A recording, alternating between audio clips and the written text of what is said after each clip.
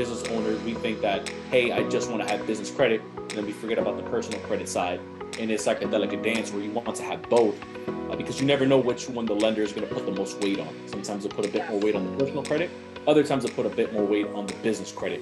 And so you want to have both. And in addition to that, I also think it's like a mindset thing where and again, this is just how I view it, right? If you're irresponsible with your personal finances, that thing is going to find its way into your business one way, shape, or form. Hello, friends. Welcome back again to the Performance Mindset Podcast. I'm your host, Amy Calandrino, CEO of Beyond Commercial. I've been doing this for over a decade now, providing expert commercial real estate and advice to business owners and investors. And I want to share some of the most inspiring and influential people I've met along the way. The goal of the podcast is to share insights from these impactful individuals, as well as some business and commercial real estate trends. If you want to grow, you're tuning into the right show. Today, I'm excited to have social media superstar Irvin Peña, also known as Irv Official, as a guest on the show. He is an author, speaker, and business owner. 7 years ago, I met him through my friend Mary Fernandez of Empire Network Realty when I was teaching Commercial Real Estate 101. We stayed in contact throughout the years, and it's been wonderful to see him grow the Insight Inner Circle, which is an education and business consulting company. And by sharing the snackable financial advice on his social media channels, he's become a bit of a star, accumulating over 1 million followers at this point and subscribers among his social media platforms. Welcome to the show. I appreciate you having me, and my goodness, if I can just have that intro and like everything that I do, I mean, I would be happy. I've never had such a warm intro. Yay! Well, my team did a great job researching it, and I gave them some tips too, and we'll learn some other awesome things about you today. But tell us a little bit about your background. How'd you get started? And, how did you come to do what you do? Yeah, 100%. So I'll give, I guess, like the 30,000 foot overview of everything. Yes. So like you mentioned, you and I had connected through Mary Fernandez, who is to this day my favorite broker, right? Just my favorite broker. She's awesome. For those of you guys that don't know her, she's absolutely amazing. So we got connected pretty much through her when I was still selling real estate full time out here in Central Florida. And so I remember, 2019, ending of 2019, I told my wife that I wanted to start going into content creation full time. Reason for that was because I started noticing a pattern of whenever I would go out for listings or whenever I was trying to, let's say, show a home to a buyer, I started noticing a trend that the agents that I, let's say, kept losing listings to, right, with the competitive market that we have here in Central Florida, were agents that were just pumping a lot into their brands. People knew them. They were everywhere. They were on the radio. They were on TV. They had commercials. I didn't have that kind of budget. And so I figured that I would just start creating content that was just highly searchable, that I can just get found.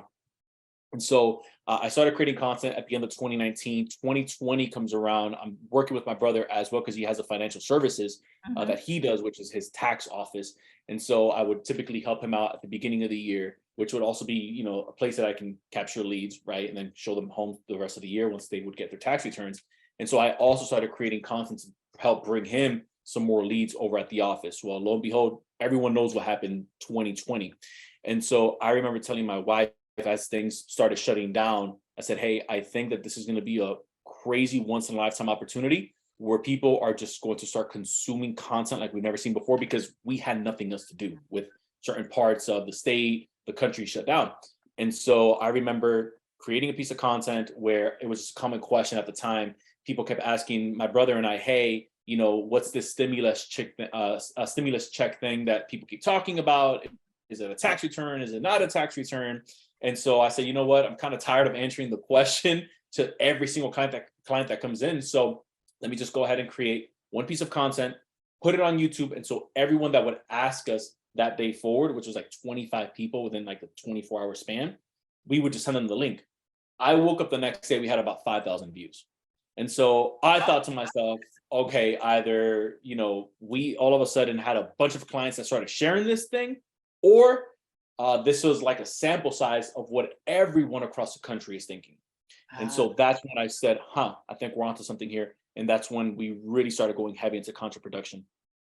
Wow. What type of questions do you find that people are searching the most for? Because I mean, now you found your niche where it's more Yeah. business owner, centric. Is does it kind of change depending on where we are in the year, or are there some common threads?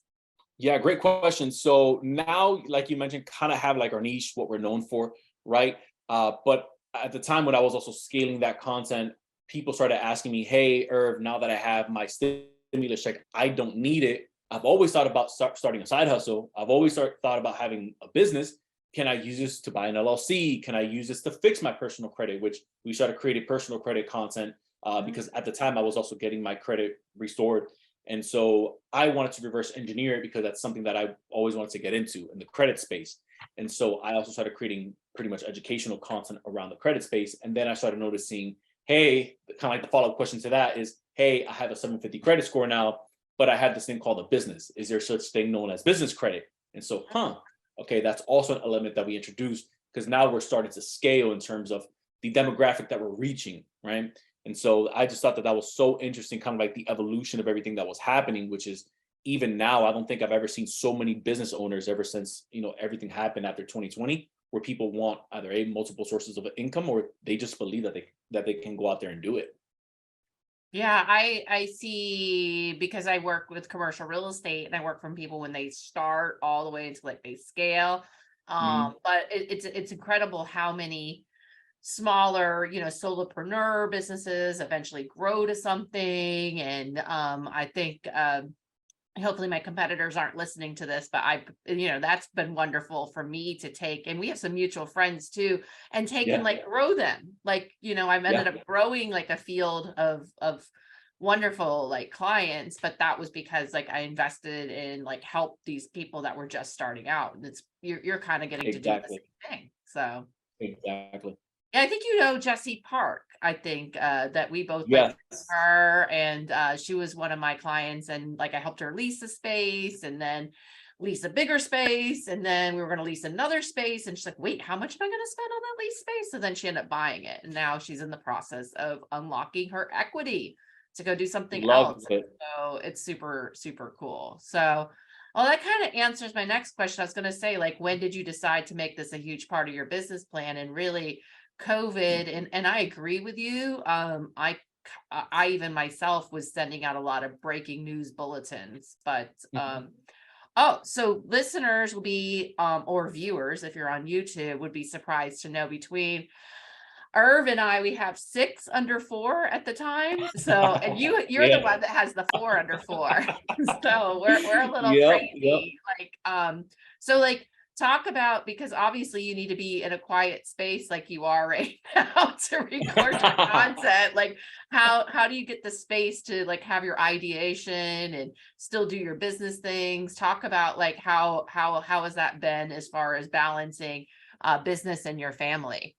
Yeah, 100%. I attribute it to just it's a tribe at this point, right? And so my wife is number one supporter, right? She still has things that she works on her side. She has her clothing brand that we're looking to scale out as well. So she still has some passion projects on her heart. We really help each other out in that sense, which is awesome. But we have a nanny that we brought on board where she comes in from about 9 a.m. at 10 a.m. all the way through about 4:30, depending on how crazy my day gets. So every now and again, we'll extend her and we'll pay her out for that. And so I mean that's been just a huge help because imagine you have 4 under 4, you have the triplet boys for those of you guys that are wondering. So we have triplet boys Natural. naturally under the age or they're natural just under the age of 11 months at the time of this recording. So they'll be 1 year in March, and then we have the little girl Jubilee. She is going to be 4 next month in February, and so it just gets crazy here, right? And so before the nanny, we just never realized how much it takes to not just raise one kid but raise 3 babies at the same time. And so I caught myself because I had I pretty much built out the studio inside of our house, right? And Yeah. so I would kind of catch myself going out helping her out, put a bottle, change a diaper, catch a kid that's Yeah. maybe hanging off the fan. And then I would see that I would kind of break the focus. Yep. And I'm a big believer in deep work. I love the book Deep Work. I think it Oh, just yes, I changed have the way that. it just changed the way that I view work. And so I think they mentioned it takes about another 35 to 40 minutes to kind of go back into that state once Mhm. it's broken. Even if it's just checking your phone, you've broken it, right? Yeah. And so I really started noticing that, especially when you're creating content. And I mean, and you know this, right? You're creating content, whether you're writing copy or if you're scripting out your next video, or even if you're maybe in the middle of an edit that you want to put out. It just, where was I going with this? Okay, did Oh, I yeah, want to like say how this? you keep the Oh, focus, so because that, you found that you really couldn't balance going out there and doing one thing, and then bingo. it would just completely throw you off. Yeah. Bingo. And so you just kind of catch yourself, what was I doing here? What did I Yeah. want to do this? Did I want to do that? And so yeah, that's what we started noticing.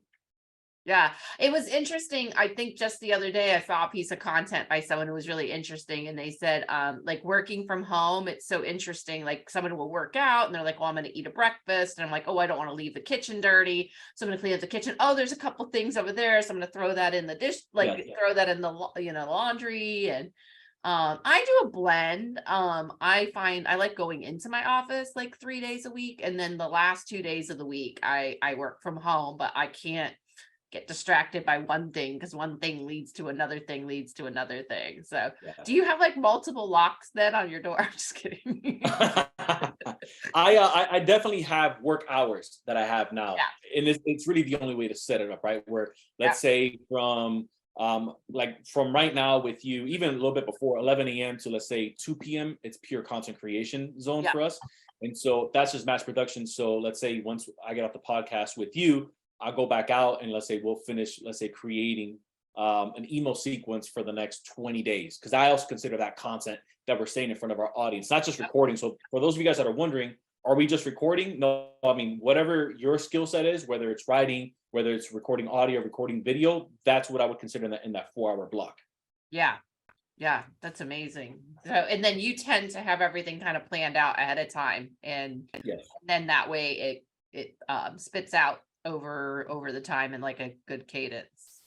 Bingo. So well, we talked about that, like your family and everything. One thing that I think attracted me to invite you on the podcast, as you were saying on your Facebook, that you hear all these people that have every excuse imaginable, and you could easily have excuses to like slow down your cadence or stop creating.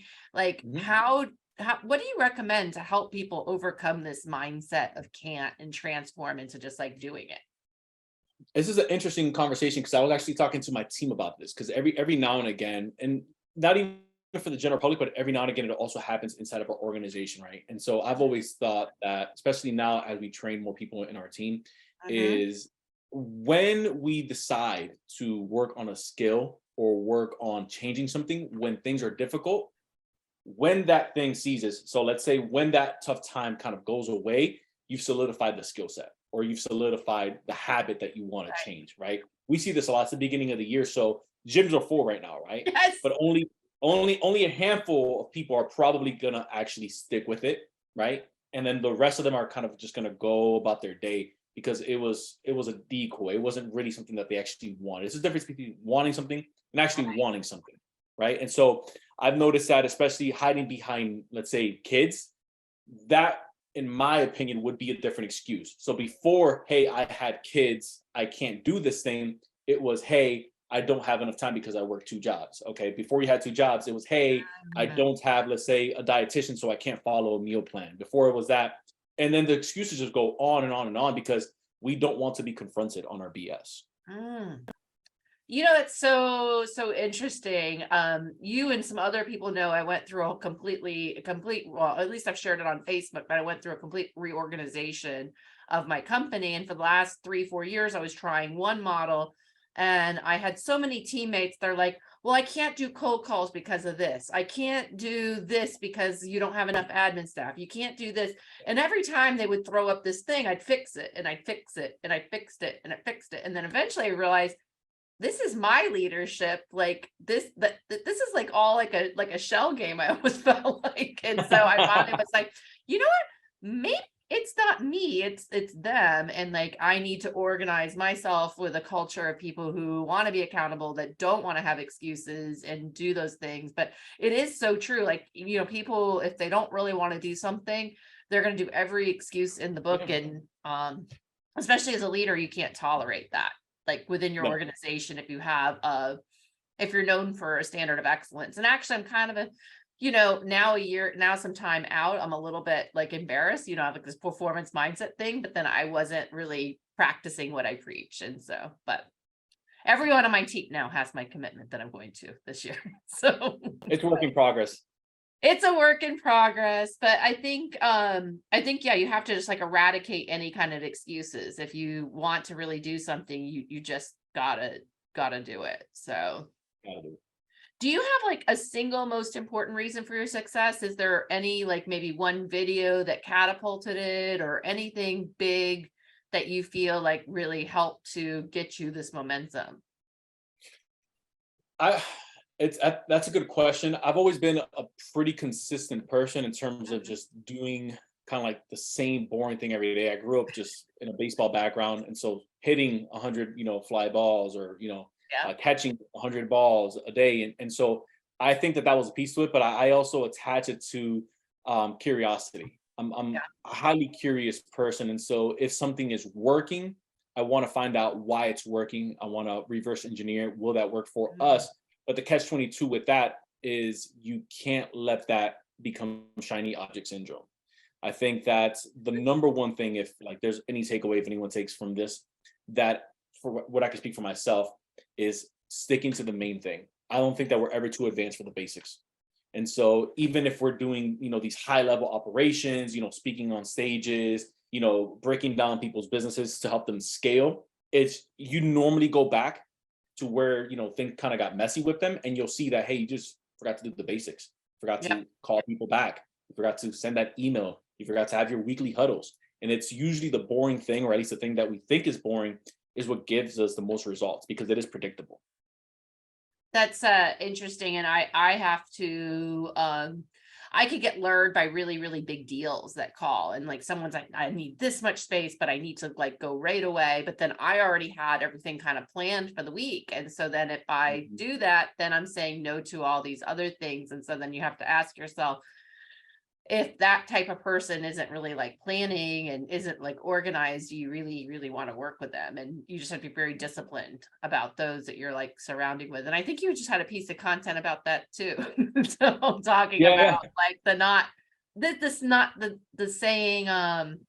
saying no and like being really disciplined. So yeah, I mean, and the thing is that distractions, right? They become so sexy. It's like the Matrix, the woman in the red dress, right? And so he looks back, and then Morpheus is like, did we lose you? Were you paying attention to me? And then when he looks back, it's the agent has a gun in his face, right? And it's kind of like that with us, right? Where we think just because someone else is doing something, oh man, that's way easier than what I'm doing. Right. No, you just have uninformed optimism. You don't really know what's happening on the back end with their operations or how many things are juggling to make it look like it's going easy for them. It's just uninformed optimism. It is interesting. I think a lot of people, especially when you look at greatest of all time people like Michael Jordan or Tom Brady, they just make it look so easy. But then I watched the mini series like Tom versus Time that they had on Facebook a long time ago. And you could see it was all like this routine and the monotony that you kind of talk about. And by you then all of a sudden trying to pivot to do what someone else does, and then you forgo what you all worked with, it could be catastrophic and throw you completely off. So do you talk about your typical work day though? You said you have this really deep work where definitely 11 to 2 is your creative time. What other components are part of your day? So I try to, something that I've been a bit more intentional about this year is getting back in shape. I think that, and I'm guilty to it, right? Where I kind of lost that in exchange for just the long hours. And so I've kind of gotten back into that. So typically my days are, I'm already at the gym by 6 a.m. Yep. So I'm back by about maybe 7:30, 8, taking a shower. So my schedule is going to be a bit unique for most people. I would say in a different world, if I didn't have this many kids, right after getting home, let's say from the gym, my wife would go to the gym, right? And so we kind of trade because the nanny's not here until 10 a.m. And so we trade. So I can't jump into a work day just yet. And so when my wife comes back, the nanny gets here, that's when pretty much at 10 a.m., that's when my workday starts. So from, I'd say 10 to about 1, 10 to about 2, that's our creative state on there. And so I'm trying to stay away from anything that feels like it's too admin. And so usually for that, you can just maybe hire someone else out, maybe a VA or hire an admin, because you want to focus on high leverage activities. So high leverage activities are usually the things that you do once. So for us, this is a high leverage activity. You and I are going to publish this podcast.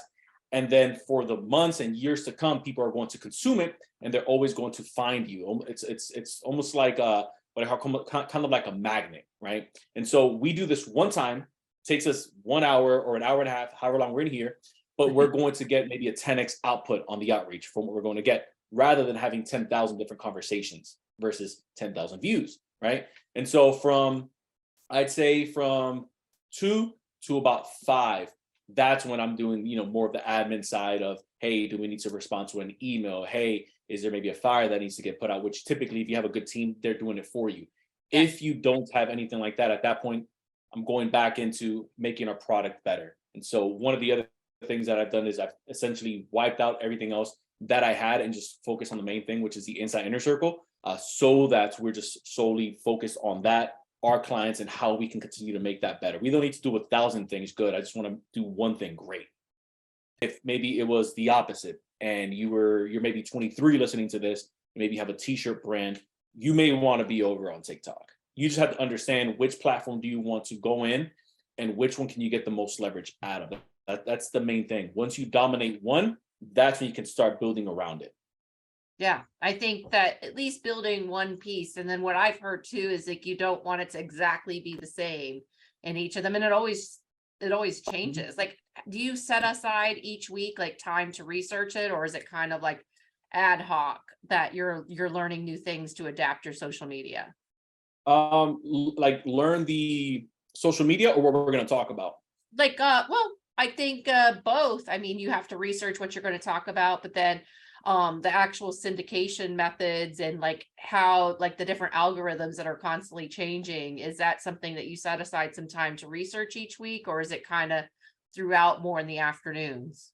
Yeah. I'll try to research it throughout the week. So let's say if I have an hour where I'm just kind of seeing, okay, what type of, I try to stay away from trends, but maybe what style of caption is in right now, or what style of delivery.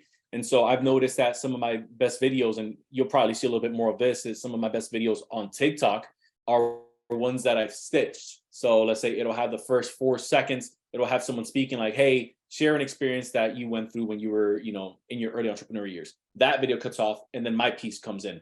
I've noticed that performs a lot better on TikTok than it does on YouTube or Facebook. And so on YouTube or Facebook, maybe I'll just have that video just existing on TikTok, and maybe I'll just have a video of me kind of like in this setting right here on Facebook or on YouTube, just because, again, that attention span, it holds a bit more on those platforms versus what it would on TikTok. And in terms of researching, I always like to go into my analytics, not so much which video performed the best, but also, what videos were searched that maybe led people to me. You could do that a bit more on YouTube. And so let's say if somebody was searching for, let's say, how to build business credit as an example, if you're under the age of 25, just has a long tail, and I see that that's what they were typing in, but they got to my video, that may be maybe a new long tail that I want to focus on my next piece. Wow, that's really cool. I've heard of these long tails, and those are the things I have not gotten as much into the granular to learn all of it. I'm just more so creating the content and having the podcast. I think that's super cool. I'd like to get a little bit more techie as I go along. So you can have a team maybe do that for you, and then they could just give you maybe the top 10 for the week or something. And then at that point, you can kind of pick, okay, let's do these 2. That's a great idea too. Yeah, I should be having them tee me up reports, and like, so that way I can adjust what I'm doing. Bingo. And then you pick the one that I always say, pick the one that that's going to take you the least amount of effort. Like, don't get me wrong, we still want to create good content, but which one is going to take me the least amount of effort to at least put out? Yes. And then get the ball rolling. Wow. Yeah.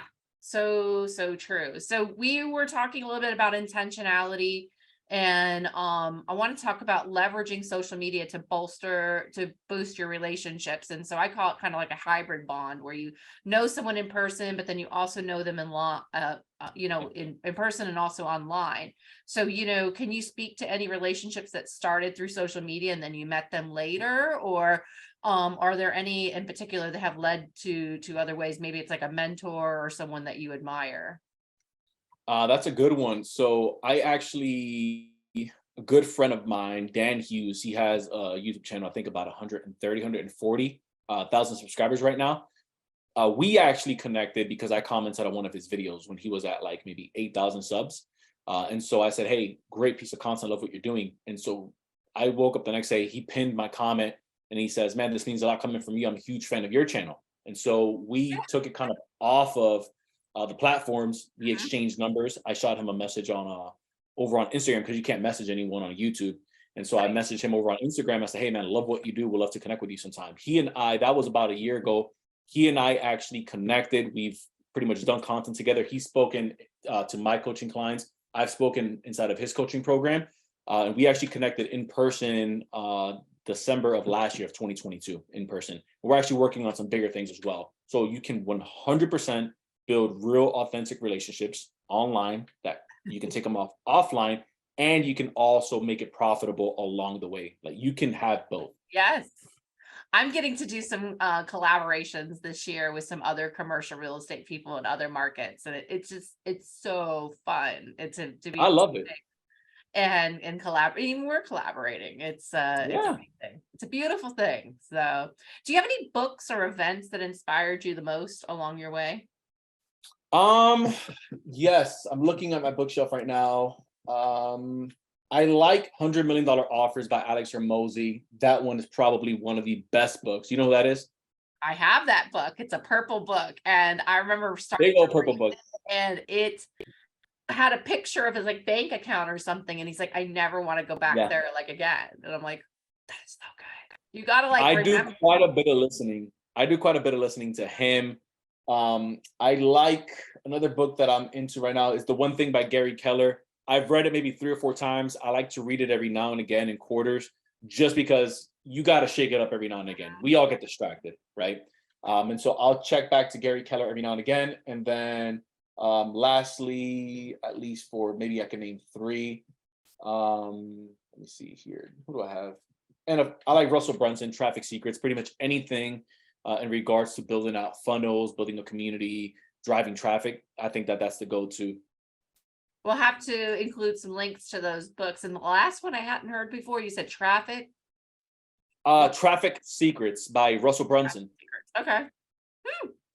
I have not heard of that before. That's interesting. We'll have to look into that. Yeah, that's the entire digital world on that side. Awesome. So talk about your business that you have now and what it exists to do, so that people have an understanding of how you may be able to help them or someone else that they know. Yeah, essentially what our business is, just a 30,000 overview, is like you mentioned. We have the Inside Inner Circle, which is our education company, right? We help business owners build out their business credit so that they can essentially fund their businesses and use that money to make more money faster. And so whether someone's, let's say, a brand new business, we help them build out their LLCs, we help them add the proper trade lines, we help them sequence out what we call funding frameworks for the pretty much the credit card applications or the loans that they may want to get or ones that they may want to stay away from, right? Because not all funding products are created equal. And so even with existing business owners that we have, we'll take a look at their personal and business credit profiles. We'll see where they are, and then we'll kind of customize a game plan for them to help them get to the next level with the funding that they want. So whether it's one LLC, an S Corp, C Corp, even nonprofits, we help them all be, I just don't want people to think that we do credit repair. We don't do credit repair. This is, 100% education. So we have like the framework and the fundamentals behind it if someone did want to repair their own credit. But we always tell someone, hey, if you wanted to pay someone to do it, they can 100% do it. Because I think what ends up happening is business owners, we think that, hey, I just want to have business credit. And then we forget about the personal credit side. And it's like a delicate dance where you want to have both because you never know which one the lender is going to put the most weight on. Sometimes they'll put a bit more weight on the personal credit. Other times they'll put a bit more weight on the business credit. And so you want to have both And in addition to that, I also think it's like a mindset thing where and again, this is just how I view it, right? If you're irresponsible with your personal finances, that thing is going to find its way into your business one way, shape, or form. Yeah. And that those habits you're going to start wondering, okay, wait a minute, I thought we paid this person in payroll. Wait a minute, why are we negative this month? Like what's going on? It's because those habits were carried over to the business. It's interesting. I feel like I could have grown so much quicker in my business, but I stood firm to just doing it like on a cash basis with a really small credit card. And it was when I did start to actually get some lines of credit and different things that I, because my nature of my business, it comes in waves. Like I'll have a whole bunch close at one time, and then again, a whole bunch close at one time, and having the credit in between. And then when I was able to add a lot more employees and such, it made a great difference. I think sometimes people are fearful, like I was, because I grew up, from very blue collar roots. I was like, I didn't want to do all that. I was like scared, and there really wasn't a reason behind it, like, to do that. So what recommendations do you have for someone that has that mindset like I did originally? Just like scared to use credit, or just scared to invest, period? Just like, oh, well, I don't know if I want to go ahead and get any kind of credit for my business, even though, it could be beneficial. So do you have anything to say to that? Yeah, my thoughts on it are always have credits with a game plan. Every now and again, we'll have to just, if I'm just being honest, we'll have to turn people down where they'll say, hey, I want access to $100,000 in business funding. And can we do it for them 100%? We can show them the ropes. But then it's usually, what type of business do you have? I still have a job. I'm just thought it'd be cool to have 100K in funding. And so we respectfully turn them down. And so I always say, have at least a framework or a shell of what you plan on doing with it. And so let's say if you have a dry cleaning business, if you're a real estate agent, right? Okay, where are these dollars going to go? Are we going to maybe use this to acquire more customers? Are we dumping this into Zillow leads? Are we dumping this more into, maybe I want to hire 2 VAs to help me with some of the cold calling that I'm doing so that we can continue to nurture. You want to find a way and think of a way that for every dollar that I put in, I have to get at least $2 back, right? It's going to be your ROAS, your return on ad spend. And so if you don't have that figured out just yet, I would at least start building out the business credit before you start going out for the funding, because confidence is going to come from you at least having that plan in place versus you kind of just trying to shotgun it. Yeah, you have to have like an intentionality with it. And I think maybe that 100%. Was it too. It's like, I was just like, oh, I'll stay this size and be really boutique. And then I realized the value of expanding. And maybe that was what having a bigger plan and a bigger purpose was what maybe propelled me to do that, and maybe others to do the same. So, well, awesome. So you're everywhere, but yes. What's the easiest way for someone to find you? I think Instagram or YouTube, right? Instagram or YouTube, just Irv Official, can't miss me. Even though there's like 50 fake accounts, I'm working on the blue check, but they have you jump through hoops for that. It's crazy. Yeah, how do you get a blue check on Instagram? So you essentially, from what I've heard, you have to have at least 12 to 15 articles or publishings written about you. So if you have a publicist, they could probably do this for you. They have to publish that, and then you submit that over to, I guess, like a rep over on Instagram, and they try to verify or authenticate that it's actually you. But I mean, sometimes that's not even guaranteed, right? So it's been just so wonky, especially when you have so many fake accounts. It actually makes it harder. Well, they're faking you, like, because you're so awesome. So it's the greatest form of flattery. It is. It sucks sometimes, because every now and again someone would message me saying, hey, I bought Bitcoin. I'm like, dude, I don't even talk about Bitcoin. I have no idea what that is. And so the scams are out there. Oh gosh, that's a whole nother topic for a whole nother day. I did not get involved with any Bitcoin. Not to say that I might not later. I felt like I didn't have to be the first one to dip my toe in the water on that. So stick to what. Well, you didn't miss out on this bear market, that's for sure. Yeah. So, well, awesome. Oh, do you I know this is usually the last question, but do you have any popular entrepreneurial advice that you disagree with, because you've been working with so many different business owners? Popular entrepreneur advice. Yes. This one might get me thrown off, not your show, but just thrown off from people, right? I am not a fan of side hustles. Okay. I know that gets thrown out a lot. I know it makes for great content, right? I'm not a fan of side hustles. I know that a lot of entrepreneurs tend to talk about having multiple streams of income. I like to view it just the complete reverse. I think I've been double downing, and I'm going to continue to double down on my platforms on making boring work great again.